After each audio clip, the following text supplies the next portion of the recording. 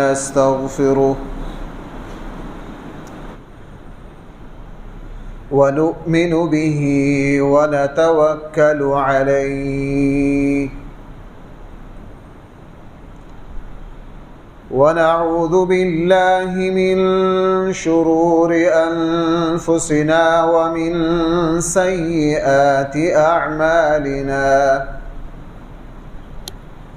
من يهده الله فلا مضل له ومن يضلله فلا هادي له ونشهد أن لا إله إلا الله وحده لا شريك له ونشهد أن سيدنا وسندنا ومولانا محمدا عبده ورسوله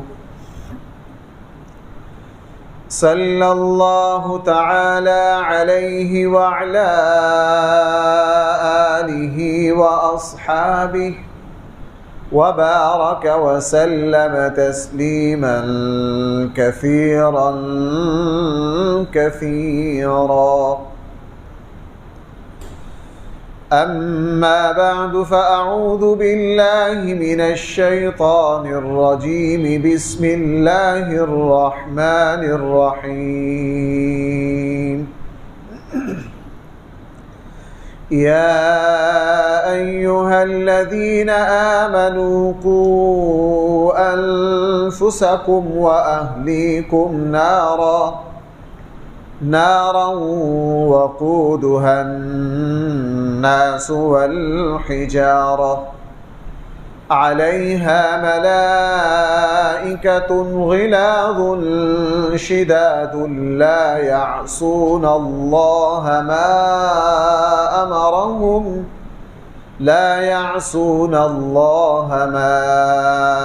أمرهم ويفعلون ما يؤمرون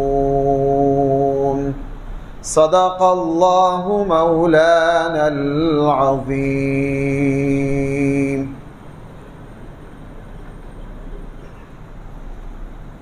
محترم سامعین کرام،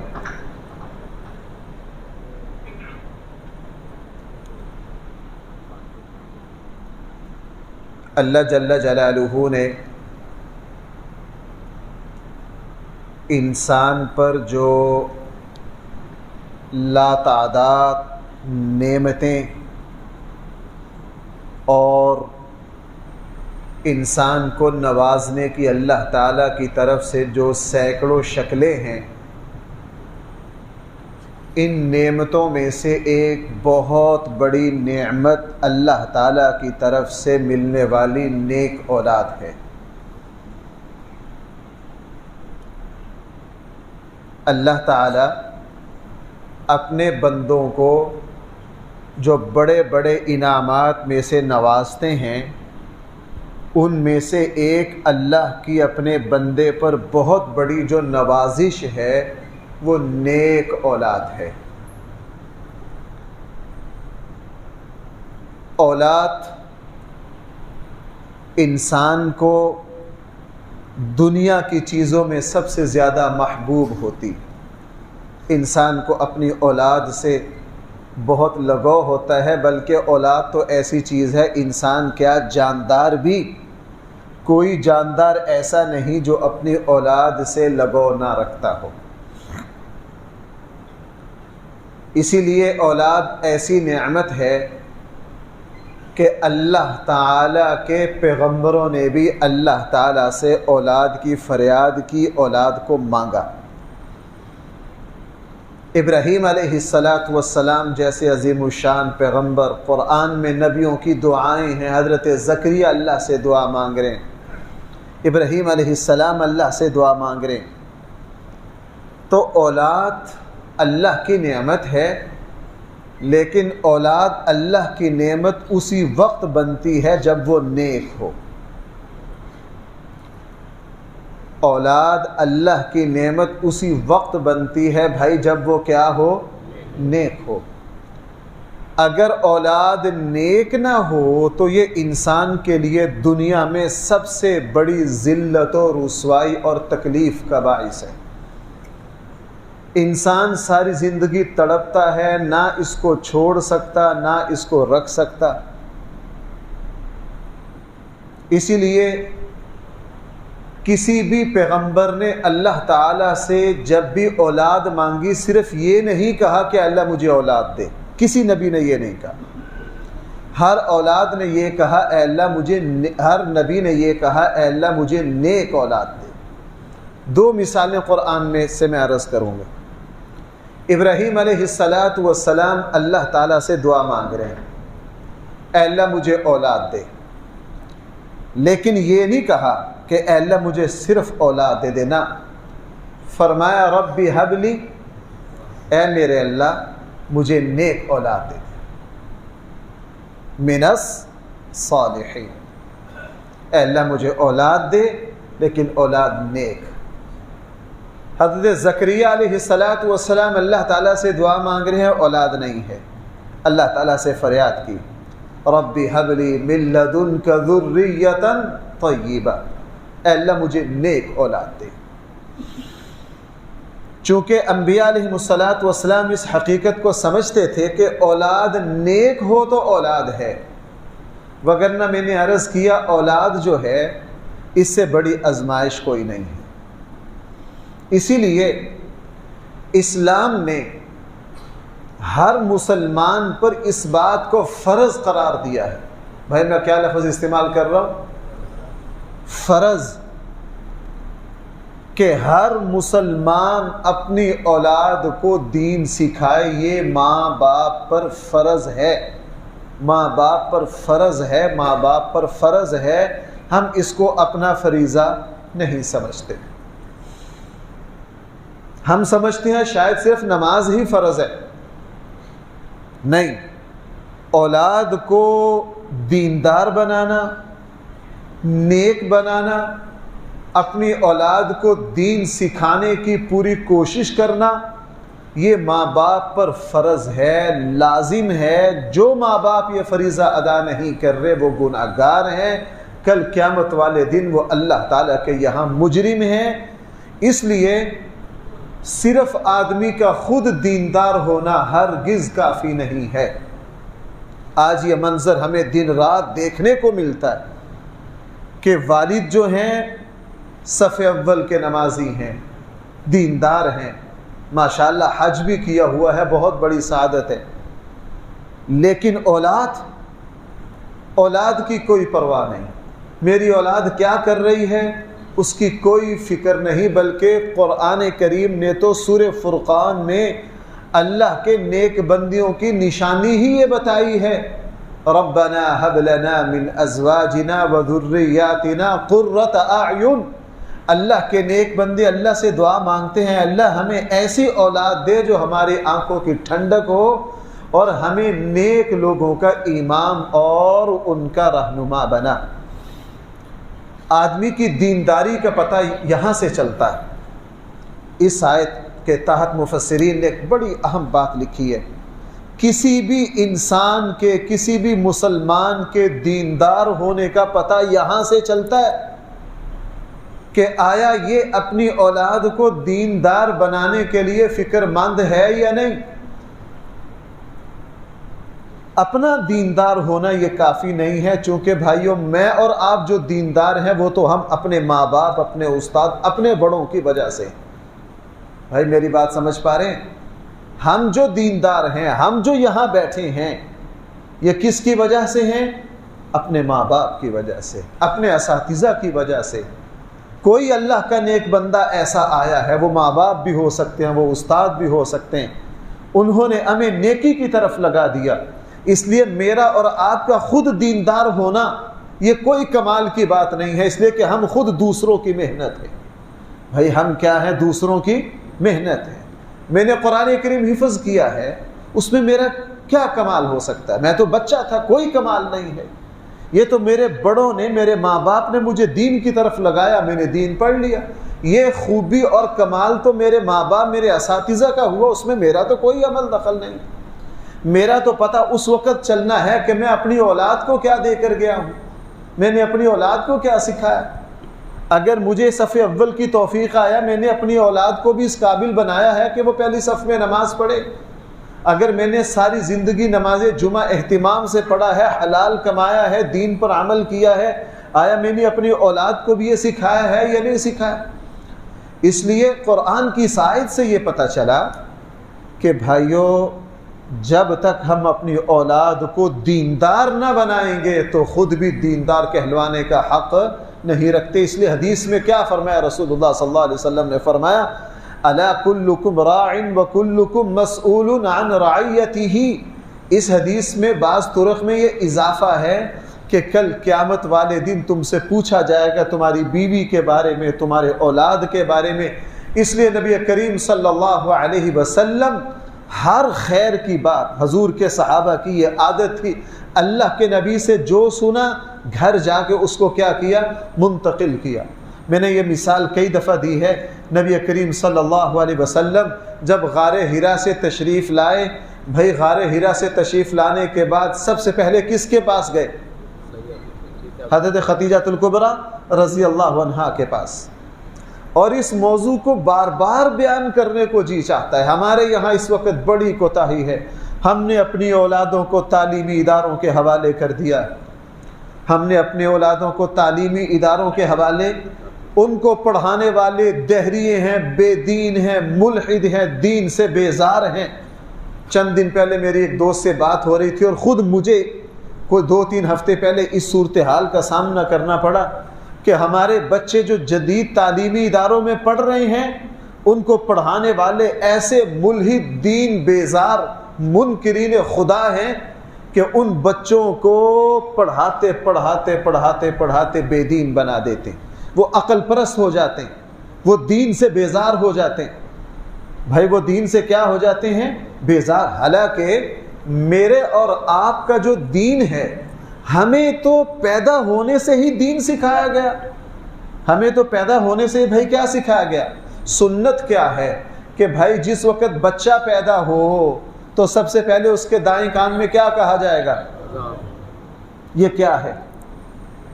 سب سے پہلی بات جو بچے کے کان میں پڑے گی وہ کیا ہے؟ اللہ اکبر، اللہ اکبر، وہ اذان ہے۔ اور بائیں کان میں کیا ہوگا؟ بائیں کان میں تکبیر دی جائے گی، وہی اذان والے کلمات اور قد قامت الصلاۃ کے اضافے کے ساتھ۔ یہ بچے کو پیدا ہوتے ہی سب سے پہلی ہم نے جو کان میں جو آواز دی ہے، بھائی وہ کس کی آواز دی ہے؟ وہ اللہ۔ یہ کیا پیغام ہے؟ اس اذان کا کیا پیغام ہے؟ بچہ پیدا ہوا، پیدا ہونے کے بعد اس کی تحنیک کرنی ہے۔ صحیح بخاری میں ہے، حضرت عائشہ رضی اللہ عنہا فرماتی ہیں کہ رسول اکرم صلی اللہ علیہ وسلم کے یہاں ہمارے گھر میں جب بھی کوئی مدینہ میں بچہ پیدا ہوتا تو فوراً اس بچے کو رسول اللہ صلی اللہ علیہ وسلم کی خدمت میں لایا جاتا۔ آپ علیہ السلام اس کی تحنیک کرتے، کھجور کو اپنے منہ مبارک سے معمولی سا چبا کے بچے کو کے حلق کو لگاتے۔ یہ تحنیک سنت ہے کہ جب کوئی بچہ پیدا ہو تو کسی نیک آدمی سے، ماں باپ میں سے جو بھی متقی پرہیزگار ہو، تاکہ اس بچے کے پیٹ میں اس دنیا میں آتے ہی سب سے پہلے جو غذا اترے وہ کسی نیک آدمی کا جوٹا ہو۔ وہ کس کا ہو؟ نیک آدمی کا۔ حضرت عائشہ فرماتی ہیں، صحیح بخاری میں تفصیل ہے اس کی، کہ ہمارے گھر میں جب بھی کوئی بچہ پیدا ہوتا اکثر خواتین بچے کو لاتی۔ حضرت اسماء رضی اللہ عنہا جو بیٹی ہیں سیدنا صدیق اکبر کی اور بڑی بہن ہے حضرت عائشہ رضی اللہ عنہا کی، ان کے یہاں جب بیٹا پیدا ہوا حضرت عبداللہ بن زبیر، تو حضرت فوراً اس بچے کو رسول اللہ صلی اللہ علیہ وسلم کی خدمت میں لایا۔ رسول اکرم صلی اللہ علیہ وسلم نے تحنیک کی، ان کے سر پر شفقت سے ہاتھ پھیرا، ان کے لیے دعا کی۔ حضرت حسن جب پیدا ہوئے اس وقت بھی ایسا ہی کیا، حضرت حسین جب پیدا ہوئے اس وقت بھی ایسے ہی کیا کہ اس بچے کے حلق سے سب سے پہلے جو جھوٹا اترے وہ کس کا ہو؟ اللہ کے پیغمبر صلی اللہ علیہ وسلم کا ہو۔ اب پیدا ہوتے ہی کان میں اذان ہے، نمبر 2 پر تحنیک ہے۔ ہم بھائی اس کے بعد ہم کیا کرتے ہیں؟ ہم ختنہ کرواتے ہیں 7 دن۔ بھائی کیا کرواتے ہیں؟ ختنہ کس کی سنت ہے؟ بھائی ذرا توجہ ہے، کسی ایک نبی کی نہیں. حضرت ابراہیم علیہ السلام سے ختنہ چلا، صحیح بخاری میں ہے. زمین پر سب سے پہلے ختنہ کس نے کیا؟ سیدنا ابراہیم خلیل اللہ. اس کے بعد سارے انبیاء کی سنت ہے. ختنہ مشترکہ تمام انبیاء کی سنت ہے. تو ہم بچے کا ختنہ کرواتے ہیں. ختنہ کروا کے ہم کیا کہہ رہے ہیں کہ اے اللہ ہمارا یہ جو بچہ ہے یہ کن کے نقش قدم پر چلے گا؟ ہم عقیقہ کرتے ہیں. رسول اللہ حضرت حسن حضرت حسین پیدا ہوئے، رسول اللہ صلی اللہ علیہ وسلم نے عقیقہ کیا. یہ شکرانہ ہے. پیدا ہوتے ہی ہم جو کچھ کر رہے ہیں وہ ہمارا اللہ سے عہد اور معاہدہ ہے کہ ہم اس بچے کو دیندار بنائیں گے، ہم اس بچے کو کیا کریں گے. لیکن جب بچہ بڑا ہو گیا اس وقت کوئی پرواہ نہیں. اس کو تعلیمی اداروں کے حوالے کر دیا، ادھر ادھر حوالے کر دیا. اب اس کا دین کہاں جا رہا کہاں نہیں جا رہا کوئی پرواہ نہیں. اس کا نتیجہ ہے کہ آج ہم ذلیل و رسوا ہو رہے ہیں. حالانکہ اسلام نے بچوں کی تربیت پر اتنا اجر رکھا ہے. حدیث میں ہے کہ رسول اکرم صلی اللہ علیہ وسلم نے فرمایا اپنی اولاد کو دین سکھانے میں جو پیسہ خرچ کرو گے اس پیسے پر تمہیں صدقے کا اجر ملے گا. اس پر تمہیں کس کا اجر ملے گا؟ صدقے کا اجر ملے گا. اور رسول اللہ صلی اللہ علیہ وسلم نے فرمایا ماں باپ کی طرف سے اولاد کو جو کچھ دیا جاتا ہے اس میں سب سے بہتر یہ ہے، سب سے اعلیٰ چیز ماں باپ کی طرف سے جو اولاد کو ملتی ہے وہ دین ہے، وہ ادب ہے. بھائی وہ کیا ہے؟ ہم کیا سمجھتے ہیں؟ ہم سمجھتے ہیں ماں اولاد کے لیے بڑی جائیداد چھوڑ کر جاؤ. چند دن پہلے میں ایک دوست سے سن رہا تھا کہ میرے والد کا جب انتقال ہوا میرے والد مجھے اتنا بڑا مکان دے کے گئے. میری کوشش ہے میں بھی اپنی اولاد کو اس سے بڑا. میرے والد مجھے 1 کنال کا مکان دے کر گئے تھے، میں اپنی اولاد کو 2 کنال کا دے کر جاؤں گا. منع نہیں ہے بھائی، آپ 4 کا دے کر جاؤ، لیکن یہ کوئی فخر والی چیز نہیں ہے. یہ کوئی فخر والی چیز نہیں ہے. اگر ہمارے والد ہمیں کروڑوں دے کے گئے تھے، ہم اپنی اولاد کو اربوں دے کر جا رہے ہیں، دے کے جانا چاہیے، غلط نہیں ہے، لیکن یہ کوئی فخر والی چیز ہے، یہ قابل اطمینان چیز نہیں ہے. کیا دنیا میں آپ نے دیکھا نہیں کہ کروڑوں کی جائیداد ملی، ابھی باپ کا کفن میلا نہیں ہوا، اولاد نے ساری اڑا دی؟ کیوں بھائی دنیا میں اس طرح کے واقعات نہیں ہیں کہ ماں باپ بہت کچھ دے کر گئے لیکن سال 2 4 5 سال کے بعد میں نے خود ایسے لوگوں کو دیکھا. مجھے ایک دوست نے ایک صاحب کو گجرانوالہ میں دکھایا، وہ ریڈی لگائے ہوئے تھے. کہنے لگا مجھ صاحب یہ ریڈی لگائے ہوئے شخص کو دیکھ رہے ہیں؟ میں نے کہا جی. کہنے لگا جو فلاں کمپنی ہے، میں اس کا نام نہیں لیتا، جو فلاں کمپنی ہے اس کے بانی اس کے والد تھے، اس کو وراثت میں وہ کمپنی دے کر گئے تھے، مشہور کمپنی ہے، اس کی مصنوعات ہمارے پاکستان کے ہر گھر میں ہے. کہنے لگے بعد میں یہ جوا کھیلتا تھا، یہ منشیات کا عادی تھا، اس نے ساری اربوں کی جائیدادیں گوا دی، یہاں تک کہ جو اتنی لمبی چوڑی فیکٹری تھی اس کی زمین بھی بیچ دی. اب صورتحال یہ ہے کہ او دیکھیں کونے پہ ریڈی لگا رہا ہے. اور اس کے مقابلے میں اگر ہم اپنی اولاد کو دین سکھا کر گئے، اخلاق سکھا کر گئے، تربیت دے کر گئے، انشاءاللہ مال کا کوئی بھروسہ نہیں، آج ہے کل نہیں ہے. اور جو ہم اپنی اولاد کو دین سکھا کر گئے انشاءاللہ کبھی یہ چھنے گا نہیں. حضرت علی رضی اللہ عنہ کا وہ بہت پیارا ارشاد ہے. کسی نے حضرت علی رضی اللہ عنہ سے پوچھا تھا کہ علم بہتر ہے یا مال؟ تو حضرت علی نے 8-10 فرق بتائے تھے. حضرت علی رضی اللہ عنہ نے فرمایا تھا ہو تو نے کیا پوچھا ہے؟ علم کے سامنے، عمل کے سامنے، تربیت کے سامنے، اخلاق کے سامنے مال کی کیا ہے؟ مال جو ہے یہ تو فرعون اور حامان اور قارون کو ملتا ہے. علم و ادب اللہ نبیوں کو دیتے ہیں. مال کی انسان خود حفاظت کرتا ہے، علم بندے کی حفاظت کرتا ہے. مال خرچ کرنے سے گھٹتا ہے، علم خرچ کرنے سے بڑھتا ہے. مالدار کے دشمن بڑے ہوتے ہیں، علم والے کے دوست بہت ہوتے ہیں. علم والے کے کیا ہوتے ہیں؟ دوست ہوتے ہیں. علم آج، مال آج ہے کل نہیں، علم کبھی بھی جدا نہیں ہوتا. مال جو ہے وہ انسان کو بخیل بناتا ہے، علم جو ہے وہ انسان کو سخی بناتا ہے. 8-10 فرق بیان کیے. اس لیے حضرت علی کا وہ مشہور وہ شعر ہے لنا علم وہ بڑے کمال کے اشعار ہیں. اے میرے اللہ ہم آپ کی تقسیم پر راضی ہیں.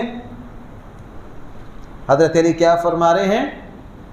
اے اللہ ہم آپ کی تقسیم پر لنا علم وللجہال مال، آپ نے ہمیں علم دیا اور جاہلوں کو کیا دیا؟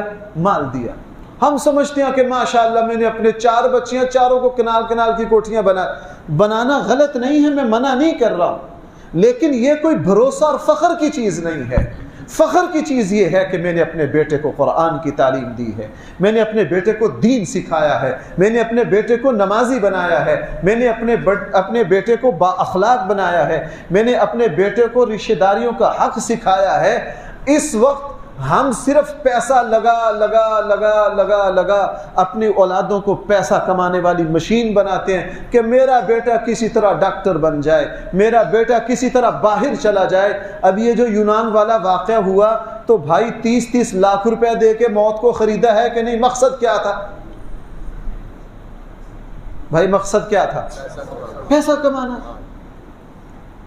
اسی لیے عالم اسلام کی اس کی مثال نہیں تھی، مسلمانوں میں اس کی مثال نہیں تھی کہ اولاد باپ کو ٹھوکرے مارے. ہمارے یہاں مسائل آتے ہیں کہ بیٹے نے باپ کو گریبان سے پکڑ کے دھکے دے کے گھر سے نکال دیا. او بھائی جس گھر میں لا الہ الا اللہ محمد رسول اللہ ہو اس گھر میں ماں باپ کے سامنے بھی اونچا بولا جا سکتا ہے. اس میں اصل مجرم ہم ہیں بھائی. کیا ہے اصل مجرم؟ ہم نے اپنی اولادوں کو دین سکھانا چھوڑ دیا. میں مروجہ تعلیم کی بات نہیں کر رہا ہوں، مروجہ تعلیم کی بات نہیں کر رہا ہوں. ہم جس ڈگر پر چلے ہیں نا، جس ڈگر پر چلے ہیں تو وہ زمانہ دور نہیں ہے. ایسے واقعات ہم نہیں دیکھ رہے کہ باپ کا انتقال ہو گیا، بیٹے کے پاس نماز جنازہ کی فرصت نہیں ہے. ایک بیٹا فلاں ملک میں، دوسرا فلاں میں، تیسرا فلاں میں، چوتھا فلاں میں. کیا ایسے واقعات نہیں ہیں؟ باپ کا انتقال ہو گیا، 15 سال سے بیٹے نے باپ کا منہ نہیں دیکھا. بس اب باپ کو کسی فریزر میں لگا دو تاکہ بیٹا منہ دکھانے کے قابل رہے. بیٹا کس کے قابل رہے؟ خدمت اس کی کس. ڈسکا میں ایسے واقعات بھی ہیں، ڈسکا میں ایسے واقعات بھی ہیں کہ بیٹا جو ہے وہ 20 سال سے باہر ہے اور ماں یہاں ٹھوکریں کھا رہی ہے، باپ یہاں ٹھوکریں کھا رہا ہے، اور ایک عیسائی کو ملازم رکھا ہوا ہے جو باپ کا پیمپر بدلتا ہے، اور وہ عیسائی کو کوئی پوچھنے والا نہیں ہے. 5 دن سے وہ نہیں آیا، پیمپر اسی طرح ہے. باپ کا جسم گل گیا. اس کے مرنے کے 4 دن بعد پتا چلا کہ باپ تو مرا پڑا ہے. اب قصور اس باپ کا بھی ہے جس نے اپنے بیٹے کو ڈالر کمانے والی مشین بنایا. بس میرا بیٹا اٹلی چلا جائے، میرا بیٹا فلاں جگہ چلا جائے، میرا بیٹا فلاں جگہ چلا جائے. اسی لیے پھر ہم حضرت عمر رضی اللہ عنہ کے پاس ایک شخص ہے، میں عرض کر رہا ہوں قصور ہمارا ہے. ہم فخر کرتے ہیں او میرا بیٹا ڈاکٹر بن گیا، فلاں بن. او یہ انسان بھی بنایا کہ نہیں؟ اس کو مسلمان بھی بنایا ہے یا نہیں؟ اس کے دل میں کوئی ماں باپ کی محبت بھی ڈالی ہے یا نہیں؟ اور اس کو کوئی انسانیت بھی سکھائی ہے یا نہیں؟ اس کو انسانیت بھی سکھائی ہے یا نہیں؟ حضرت عمر رضی اللہ عنہ کے پاس ایک شخص آئے، اور حضرت عمر کے پاس جب شکایت لے کر آئے نا تو آنکھوں سے آنسو جاری. کہا امیر المومنین میرا بیٹا میرا بڑا نافرمان ہے، میں شکایت لے کر آیا ہوں، آپ میرے بیٹے کو بلائیے، اس کو سمجھائیے. حضرت عمر کو دھچکا لگا کہ یہ کیسے ہو سکتا ہے کہ بیٹا جو ہے وہ باپ کا نافرمان ہو. چونکہ اس معاشرے میں اس کا تصور ہی نہیں تھا. ان کے یہاں میں کہہ رہا ہوں انہوں نے کبھی ان کو خیال بھی نہیں آیا تھا کہ ایسا ہو سکتا ہے کہ باپ بیٹے کو کچھ کہے اور بیٹا کہا جی میرا بیٹا میری بات نہیں مانتا. حضرت عمر شیر بندے تھے، روب اور دبدبے والے تھے، اسی وقت بیٹے کو طلب کیا.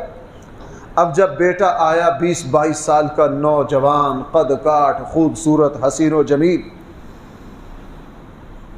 اور اس کو بلا کے دیکھا تندرست صحت مند. کہا تمہارا ابا ہے؟ جی میرا ابا ہے. یہ تمہاری شکایت لے کر آیا کہ یہ میری بات نہیں مانتا؟ اس نے کہا جی بالکل صحیح شکایت ہے، میں نہیں مانتا ان کی بات. اب یہ اعتراف کس کے سامنے کر رہا ہے؟ حضرت عمر کا تو روب اور دبدبہ اتنا تھا کہ بڑے بڑوں کا پیشاب خطا کر جاتا. حضرت عمر کا جلال اتنا تھا، قد کاٹ، شیروں والا. حضرت عمر کے سامنے تو بڑے بڑے کام جاتے تھے. اب اس نے کھلم کھلا کیا کیا؟ حضرت عمر کے سامنے اعتراف کرنا. کہا جناب تمہاری شکایت آئی ہے, تمہارے ابا کہہ رہے ہیں یہ میری بات نہیں مانتا, نافرمانی کرتا ہے. بیٹے نے کہا جی بالکل نہیں مانتا, ان کی نافرمانی بالکل کرتا ہوں. لیکن حضرت عمر مدبر بھی بہت تھے, اللہ نے فہم اور شعور بھی بڑا دیا تھا. اور حضرت عمر کا مزاج تھا کہ جب بھی حضرت عمر کے بارے میں مشہور تھا تو حق کے سامنے سب سے پہلے بریک لگانے والے حضرت عمر تھے. جتنا مرضی جلال آ جائے, جب کسی نے حق بات کہی حضرت عمر اس کو اپنی انا کو قریب ہرگز آنے نہیں دیتے. حضرت عمر نے ابھی کوڑا پکڑا ہی تھا, غصے میں تھے. کہا اچھا تجھے بتاتا ہوں. اس نوجوان نے فوراً کہا امیر المومنین, اگر میرے اوپر یہ حق ہے کہ میں اپنے والد کی بات مانوں تو کیا اولاد کے بھی ماں باپ پر کچھ حق ہیں؟ حضرت عمر فوراً سمجھ گئے کہ نوجوان کا سوال, فوراً کوڑا رکھ دیا, ٹھنڈے ہو گئے آرام سے. کہا جی بالکل ہے. کہنے لگے کیا حق ہے؟ اس نوجوان نے حضرت عمر سے سوال کیا کہ ماں باپ کے ذمے اولاد کا کیا حق ہے؟ حضرت عمر نے فرمایا تین حق ہیں. نمبر 1, ہم پہلے حق پہ ہم سب فیل ہو جائیں گے. نمبر 1 کہ تمہارے لیے ایسی ماں کا انتخاب کرے, یعنی نکاح ایسی نسبی خاندانی دیندار عورت سے کرے جو تمہارے لیے ماں بننے کی اہل ہو. حضرت عمر نے یہ اولاد کا پہلا حق رکھا کس پر؟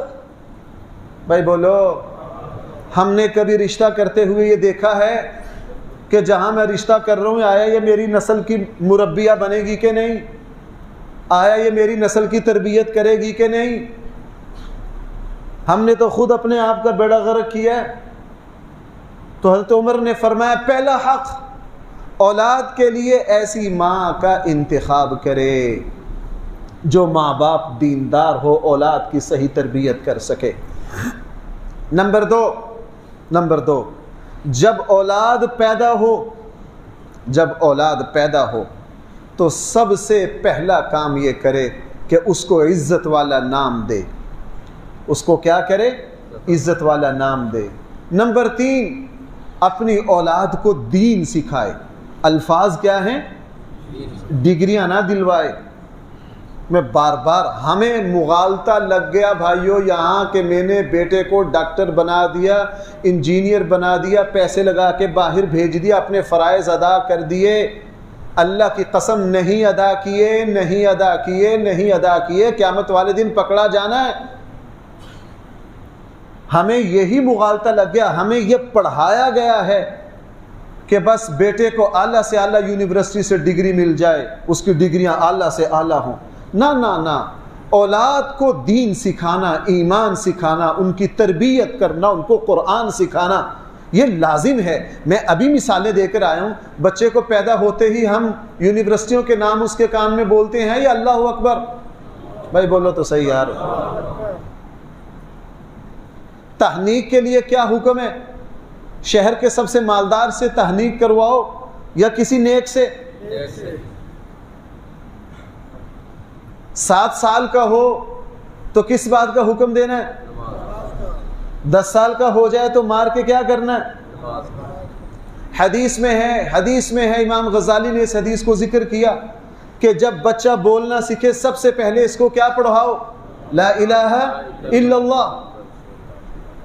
یہ تو سارا دین ہے, اس کا تو ڈگریوں سے کوئی لینا دینا نہیں. اور بھائیوں میں دکھ سے آپ سے ایک بات عرض کروں, یہ غلط تشریح صرف مسلمانوں نے لی ہے. ہندوؤں سے پوچھو, وہ کہتے ہیں جناب بچے پیدا ہوتے ہی سب سے پہلے ہم نے ان کو اپنا دین سکھانا ہے. ہندو اپنا مذہب سکھاتا ہے, سکھ سب سے پہلے پنجابی سکھاتا ہے, وہ کہتا ہے جناب پنجابی میرے دین کی زبان ہے. سکھوں کے لیے پنجابی زبان اس طرح ہے جس طرح میرے اور آپ کے لیے عربی ہے.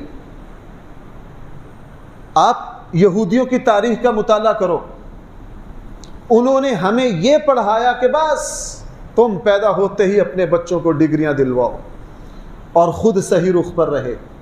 آپ یہودیوں کی تاریخ پڑھو, پیدا ہوتے ہی وہ اپنے بچے کو کتنا کٹڑ اور مذہبی بناتے ہیں. کیوں بھائی, آپ سوشل میڈیا پر یہ تفصیلات پڑھتے ہیں کہ نہیں؟ آپ عیسائیوں کے یہاں جاؤ، عیسائیوں کے یہاں جاؤ، آج بھی برطانیہ میں ان کا وزیر اعظم جب حلف اٹھائے گا تو انجیل کے زیر سایہ اٹھائے گا۔ ہمارے یہاں اگر کوئی وزیر اعظم قرآن کے زیر سایہ حلف لے لینا تو قیامت آ جائے گی۔ ان کے یہاں حلف جو مذہبی بڑا عالم دین ہے وہ لے گا۔ اگر پاکستان میں کسی مسجد کے مولوی کو حلف لینے کے لیے، ہمارے یہاں تو ہمیں وہ کہتے ہیں نا تھپکی دے دے کے دین کو نا بالکل ذاتی اور نجی بنا دیا۔ اگر آج کو دین کی بات کی جائے نا کہ تو ہو یار یہ تو ایک ذاتی معاملہ ہے، بھائی دین ذاتی معاملہ ہے؟ دنیا کی ساری قومیں، دنیا کے سارے غلط مذہب پیدا ہوتے ہی ہندوؤں نے کبھی نہیں یہ کہا کہ بچہ پیدا ہوتے ہی ہم اس کو اسکول یونیورسٹی ساری تعلیم مکمل کروا دیں تو ہم نے اپنے بچے کو علم دے دیا۔ وہ کہتے ہیں نہیں، یہ تو ایک ڈگریاں پیسے کمانے کا ذریعہ ہیں، ہم نے ان کو کٹڑ ہندو بنانا ہے، ہم نے کٹڑ ان کو سکھ بنانا ہے، ہم نے ان کو کٹڑ کیا بنانا ہے؟ عیسائی بنانا ہے، ہم نے یہودی بنانا ہے۔ اور ادھر سے میں اور آپ ہے ماشاءاللہ، ہم سمجھتے ہیں کہ میرا بیٹا اگر فلاں اس سے پڑھ گیا تو ہم نے اس کا حق ادا کر دیا۔ تو حضرت عمر سے اس نوجوان نے بھائی کیا پوچھا؟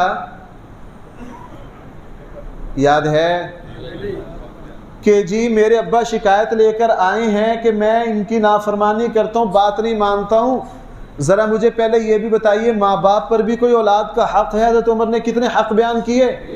نمبر 1 پہلا ماں کے حوالے سے، دوسرا نام کے حوالے سے، تیسرا تربیت کے حوالے سے، اور یہی 3 یہ نہیں کہ یک طرفہ ہے، اسلام میں جانبین ہے۔ لوگ آ کے ہم سے جو بیوی سے ستایا ہوتا ہے وہ آ کے پوچھ لیتا ہے کہ جی شوہر کا کیا حق ہے، جو بیوی شوہر سے ستائی ہوتی ہے وہ ہم سے آگے پوچھ لیتی ہے جی بیوی کا کیا حق ہے۔ ہم ڈبل نہیں پوچھتے چونکہ اپنا چور ہوتا ہے بیچ میں، حالانکہ پوچھنا یہ چاہیے میاں بیوی کے ایک دوسرے پر کیا حق ہے۔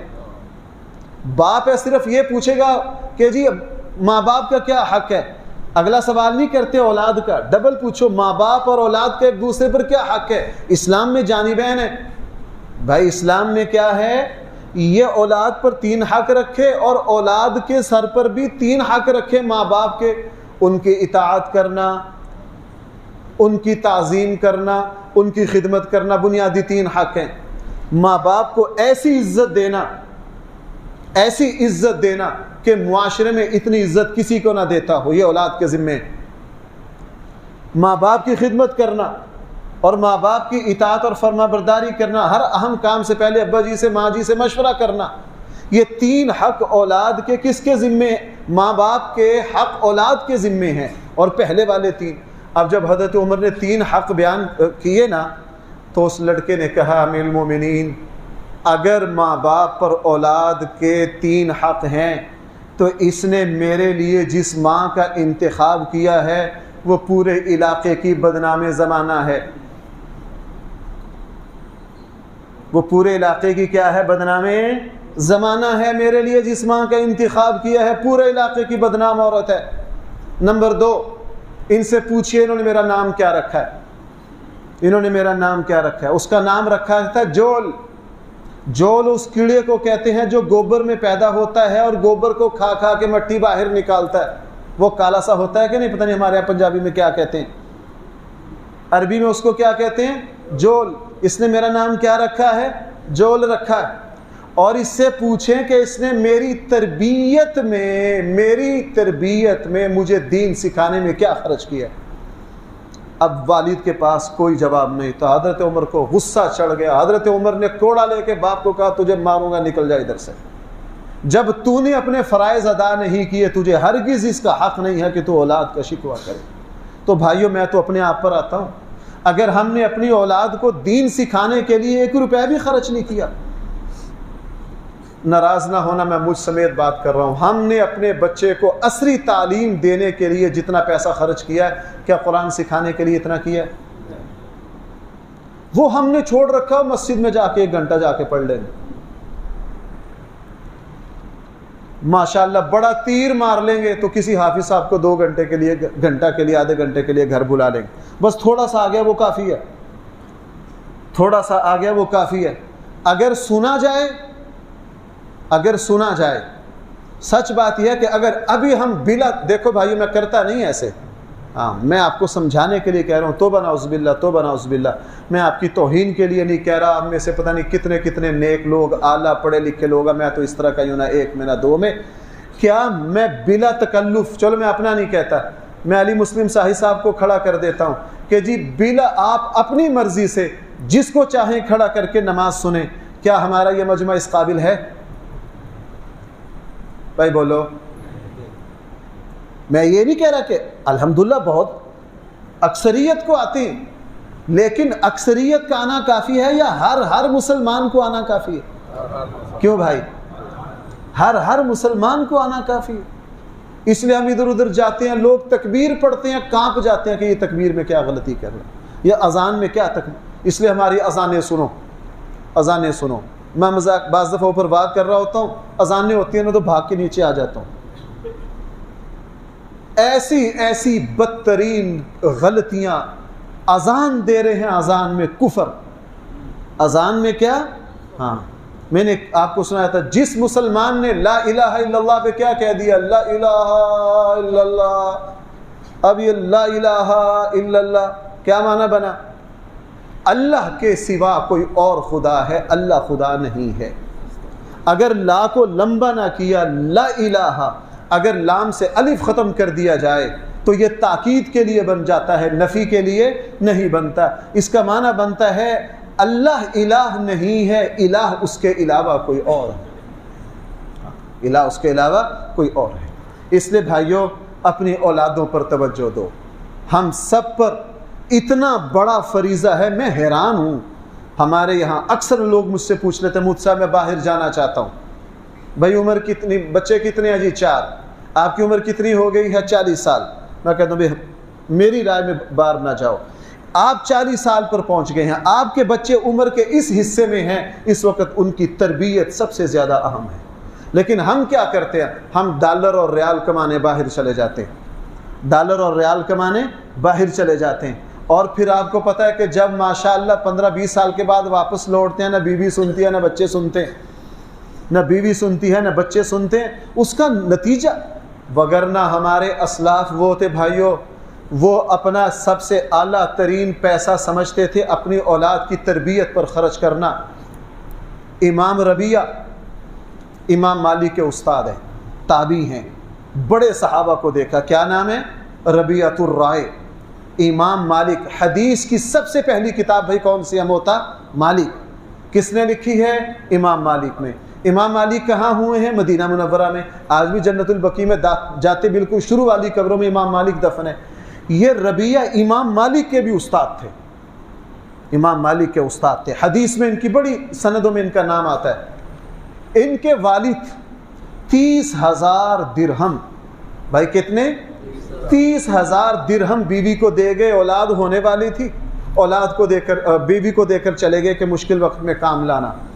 وہ خلفائے راشدین کا زمانہ تھا، لمبے لمبے محاذ چل رہے تھے، دنیا کے کناروں پر جنگیں ہو رہی تھی اور فتوحات کا زمانہ تھا۔ ان کو اتفاق ایسا ہوا کہ 15-20 سال ان کے والد کو واپس پلٹنے کا موقع نہیں ملا، فتوحات میں ذمہ داریوں میں ایسے لگے۔ جب 15-20 سال کے بعد واپس آئے ان کے والد تو ظاہر ایک عرصہ گزر گیا تھا۔ بیوی سے کہا کہ میں نے تمہیں جو پیسے دیے ہیں وہ پیسے کدھر ہیں؟ میں تمہیں اتنی بھاری رقم دے کر گیا ہوں، وہ پیسے کدھر ہیں؟ بیوی نے کہا پریشان نہ ہو، تمہارے جو رقم دے کے گئے تھے وہ جوں کی تو محفوظ ہے، میں آپ کو دے دیتی ہوں۔ آپ ذرا ان کے جو والد تھے امام ربیعۃ الرائے کے، وہ گھر میں مل ملانے کے بعد جب مسجد میں نماز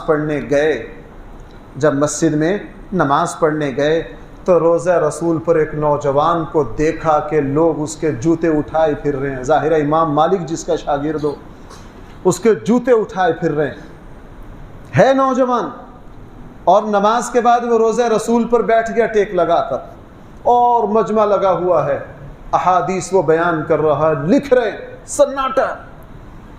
یہ بڑے حیران ہوئے کہ یار یہ کون سا بچہ ہے، چونکہ برادری کے بڑے تھے، یار کدھر پتر ہے، سمجھ نہ آئے۔ کہا یار اس نوجوان کی مدینہ میں بڑی عزت ہے، حدیث کا سبق چلتا رہا، یہ سنتے رہے. جب حدیث کا سبق ختم ہوا تو لوگ ان کے سامنے جوتا رکھ رہے ہیں، ادب سے مل رہے ہیں، سوالات. دیکھا کہ بڑی شان و شوکت. وہ زمانہ تھا دین کی قدر کا تھا، آج کا زمانہ تھوڑی تھا کہ جی مسجد کے مولوی صاحب ہیں. وہ زمانہ دین کی قدر کا تھا. بڑی شان و شوکت دیکھی، اور ان کے والد خوشی گھر آئے، اور گھر آ کر رستے میں سوچتے آ رہے ہیں کہ یار اس نوجوان کی مدینہ میں بڑی عزت ہے. گھر آ کے بیوی سے کہا میں مسجد نبوی میں گیا ہوں، بہت سالوں کے بعد آیا ہوں، میں وہاں ایک نوجوان کی ایسی شان و شوکت دیکھ کر آیا ہوں، ایسا عزت وہ اللہ کے نبی کے ارشادات یوں بیان کر رہا ہے، لوگ لکھ رہے ہیں، یہ ہے، یہ بڑا خوش ہوا. جب اچھی طرح تعریف کر دی، اچھی طرح تعریف کی، تو بیوی نے کہا کیا خیال ہے کہ جس نوجوان کو تو دیکھ کر آیا ہے اگر وہ تیرا ہی بیٹا ہو؟ اس نے کہا میرا بیٹا؟ زہ نصیب، میرا بیٹا اتنے عزت و مقام والا؟ اس نے کہا ابھی آ جاتا ہے، تمہاری اس سے ملاقات نہیں ہوئی، تمہارا ہی بیٹا ہے. اور اگلی بات، جو رقم تم مجھے دے کر گئے ہو 30,000 درہم، وہ مکمل کے مکمل پیسے میں نے اس بچے کو دین سکھانے پہ لگائے. امام کے والد اتنے خوش ہوئے، کہا میرے پیسے صحیح ٹھکانے پر لگ گئے. میں اس کی مثالیں نہیں آپ کو دے سکتا. آپ کو پتہ امام بخاری رحمہ اللہ ابھی پیدا نہیں ہوتے، ان کے والد کا انتقال ہو گئے تھے. ان کے والد جتنے پیسے دے کر گئے تھے، اپنی بیوی کو وصیت کر کے گئے کہ یہ پیسے میرے بچے کو دین سکھانے پہ لگانے. اور ان کی والدہ نے ایک ایک روپے اپنے بچے کو دین سکھانے پہ لگایا. تو اس سے امام بخاری پیدا ہوئے. اب قیامت تک مسلمانوں کو امام بخاری دین سکھا رہا ہے. امام بخاری کیا کر رہا ہے؟ جس حدیث میں ہمیں بخاری میں مل جائے کہتے ہیں بھائی صحیح ترین حدیث ہے، اس سے کھری حدیث ہو نہیں سکتی. اس کو کون نقل کر رہا ہے؟ امام بخاری نقل کر رہا ہے. اس لیے میرے بھائیوں، اولاد کی تربیت مجھ پر اور آپ پر فرض ہے. میں بار بار عرض کر رہا ہوں، اور اگر یہ فرض ادا نہیں کریں گے کل اللہ کے یہاں جواب دہ ہوں گے.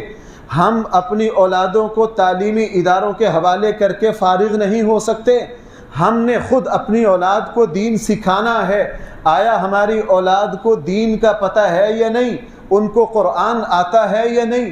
ان کو قرآن کے ترجمے کا پتہ ہے یا نہیں؟ اللہ کے دین کا پتہ ہے یا نہیں؟ کیا میری اولاد اس قابل ہے کہ میرے مرنے کے بعد مجھے غسل دے سکے؟ کیا میری اولاد اس قابل ہے کہ میرے اوپر نماز جنازہ پڑھا سکے؟ کیوں بھائی؟ میں نے الحمدللہ ایسے بہت سے واقعات دیکھے.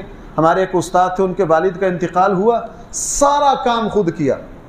جب اتارنے لگے، آپ کو میں کئی مرتبہ کہتا ہوں کہ تدفین پر بڑے بڑے مفتیان اکرام موجود ہوتے ہیں، تو ایک ادھر سے بولا. استاد نے کہا بھائی سارے چپ کرو، میرے ابا نے مجھے دین کی تعلیم پڑھائی ہے، میں تو ان کو سنت کے مطابق قبر میں اتاروں. سنت کے مطابق کیا کروں گا؟ قبر میں اتاروں گا. آج ہم اپنی اولادوں کو جب دین نہیں سکھا رہے، بھائیوں ماشاءاللہ 4 بیٹے ہیں، فخر سے کہتے ہیں جی ایک بیٹا سعودیہ ہوتا ہے، دوسرا کہاں ہوتا ہے امریکہ ہوتا ہے، تیسرا کہاں ہوتا ہے؟ جناب بڑھاپے میں لگ پتہ جائے گا. اسی لیے اس وقت ماں اور اولاد میں اور ماں باپ میں فرق اتنا ہے، کوئی چیز یکساں ملتی نہیں ہے. باپ بیچارہ اللہ کے دین سے محبت رکھتا، اور بیٹا، کئی سال پہلے میرے یہاں باپ بیٹا ڈاکٹر تھے، ان کے والد پروفیسر ہیں، بڑے اچھے دیندار ہیں. بیٹا جو ہے وہی نہ خدا کو مانے نہ دین کو مانے، نہ خدا کو مانے نہ دین کو مانے. وہ کہتے یہ کیا ہے دین؟ اس کا ابھی ہمارے ایک دوست ڈاکٹر صاحب حج پر گئے ہوئے، انہوں نے مجھے سوال کیا، کہنے لگے مفتی صاحب یہ جو میقات سے پہلے احرام باندھنا ہے، یہ مجھے یوں لگتا ہے مولویوں کی بنائی ہوئی بات ہے. خود کیا کیا، یہاں سے گیا، اس نے کہا یار یہ مولویوں کی بنائی ہوئی بات ہے، میں نہیں احرام باندھتا، میں مکہ جا کے احرام باندھوں گا. میں کہاں جا کے احرام باندھوں گا؟ تو میرے ایک ڈاکٹر صاحب دوست گئے ہوئے ہیں، ان کے وہ تعلق والے ہیں، انہوں نے میری اس پہ بات کروائی. وہ کہنے لگے یہ مولویوں کی بنائی ہوئی بات ہے. میں نے 10 احادیث اس کو اسی وقت بھیج دی. یہ کس کی بنائی ہوئی بات ہے؟ یہ تو قرآن کا فیصلہ ہے. یہ تو کس کا فیصلہ ہے؟ بعد میں پتہ چلا جی ماشاءاللہ فلاں یونیورسٹی میں لیکچرار ہے. تو پڑھا کن لوگوں سے ہے؟ بے دینوں سے پڑھا. اب جب 10 احادیث میں نے بیان کی، تو بھائی جس بندے نے احرام ہی نہیں باندھا اس کا کیا حج ہے؟ بھائی سمجھ رہے ہیں میری بات؟ اس کا کیا حج ہے؟ کہنے لگے جی یہ حج پر آیا ہے، جمعہ پڑھنے بھی مسجد حرام میں نہیں جاتا، کہنے لگے جی لوگ رش مجمع زیادہ ہے، مجھے جراثیم لگ جائیں۔ کہنے لگے جی اس نے جمعہ نہیں پڑھا۔ میں نے کہا عرفہ مزدلفہ مینا تو پھر یہ کیا گیا ہوگا؟ کہنے لگا لگتا ہے نہیں گیا۔ آیا کس پر ہے کیا پروفیسر؟ او بھائی ہے کیا؟ لیکچرار ہے، حج پر گیا ہے، نہ احرام باندھا، نہ جمعہ پڑھنے گیا، نہ عرفہ مزدلفہ میں گیا کہ مجھے کیا ہو جائیں گے۔ اپنی ناک بچانے کے لیے حج پر گیا ہے، لوگ کہیں گے پروفیسر صاحب اتنا پیسہ حج پر ہی نہیں گئے۔ تو جناب پھر ہمارا یہ حال ہوگا کہ بیٹے کو یہ نہیں پتا ہوگا ابا جی کی نماز جنازہ کس طرح پڑھنی ہے۔ اس لیے میرے بھائیوں، میرا جی چاہتا ہے کہ میں ہر مہینے 1.5 مہینے کے بعد اس موضوع کو دوبارہ دہراؤں۔ ہم اپنی اولادوں پر توجہ دیں، اپنی اولادوں پر توجہ دیں۔ بچے جب بالغ ہونے کے قریب آئیں ان کو غسل کا طریقہ سکھائیں، ان کو دین سکھائیں، ہمارے بچوں کو صحیح نماز آئے، ہمارے بچوں کو قرآن آئے، ہمارے بچوں کو ماں باپ کے حق کا پتہ ہو، رشتہ داروں کے حق کا پتہ ہو، اللہ کے رسول صلی اللہ علیہ وسلم کی محبت اپنی اولاد میں ڈالیے، دین کی محبت ڈالیے، انشاءاللہ دنیا میں بھی۔ آخری بات سنو، وقت پورا ہو گیا۔ رسول اللہ صلی اللہ علیہ وسلم نے فرمایا جب آدمی کا انتقال ہو جاتا ہے، اس کا نامہ اعمال بند ہو جاتا ہے، صرف کتنی چیزیں جاری رہتی ہیں؟ 3۔ ان میں سے ایک کیا ہے؟ کیا ہے؟ نیک اولاد۔ ہاں، نیک اولاد۔ میں نے نماز سے پہلے حدیث دوبارہ نکالی، حدیث میں ہے وَلَدًا صَالِحًا تَرَكَهُ، جس نے نیک اولاد صدقہ جاریہ نہیں ہے، نیک اولاد صدقہ جاریہ اللہ کے نبی نے قید لگائی ہے۔ اولاد ہرگز صدقہ جاریہ نہیں ہے۔ حدیث کے الفاظ کیا ہیں؟ وَلَدًا صَالِحًا تَرَكَهُ، جس نے نیک اولاد چھوڑی۔ بھائی نیک اولاد اس کو نہیں کہتے جس کو پیسے کمانے کا طریقہ آتا ہو، نیک اولاد اسے کہتے ہیں جس کو اپنے فرائض کا پتہ ہو۔ اس لیے بھائیو، جس طرح میں سچ بات آپ سے عرض کر رہا ہوں، جس طرح یہ جمعہ میرے اور آپ کے اوپر فرض ہے، اولاد کو دیندار بنانا، بیوی بچوں کو دیندار بنانا بھی میرے اور آپ پر اسی طرح فرض ہے۔ ایسا نہیں کہ باپ نے کبھی مسجد کا مصلی نہیں چھوڑا اور اولاد نے کبھی مسجد کا منہ نہیں دیکھا۔ اگر ہماری یہی حالت ہے تو کل قیامت والے دن جواب دہ ہیں۔ لوگ باتیں کرتے ہیں یار نوح علیہ السلام کا بیٹا بھی تو نافرمان تھا، یہ بھول جاتے ہیں کہ نوح علیہ السلام نے بیٹے کو دیندار بنانے کے لیے 950 سال محنت کی ہے۔ کیا کی ہے؟ 950 سال محنت کی ہے۔ نوح علیہ السلام تو جس وقت جا رہے تھے اس وقت بھی بیٹے کو قرآن نے مکالمہ ذکر کیا کہ نہیں؟ ایک صاحب مجھے کہنے لگے جی اولادہ نہیں مان دیا۔ میں نے کہا جناب نوح علیہ السلام کا بیٹا بھی تو نافرمان تھا۔ میں نے کہا ذرا بھائی منہ سنبھال کے بات کرو۔ حضرت نوح علیہ السلام نے بیٹے کو 950 سال سنبھالا ہے، سمجھایا ہے۔ اگر آپ نے نوح علیہ السلام کی طرح محنت کر لی ہے، اولاد نہیں مانتی، پھر آپ کا اجر کھرا ہے، پھر آپ کے یہاں پکڑ۔ اگر ماشاءاللہ بیٹے کو ڈاکٹر بنانے پہ تو لگا دیا 50 لاکھ اور قرآن سیکھنے پر کہا چلو مسجد مولوی صاحب میں جا کے آدھا گھنٹہ جا کے الف باتا سیکھ آئے گا، اللہ پوچھیں گے جناب میرا قرآن سکھانے کے لیے تو جناب تمہارا انداز یہ تھا اور اپنے بیٹے کو دنیا سکھانے کے لیے یہ انداز ہے، تو بھائی اللہ تعالیٰ کے سامنے جواب دے سکتے ہیں؟ اللہ تعالیٰ ہم سب کو صحیح فہم عطا فرمائے۔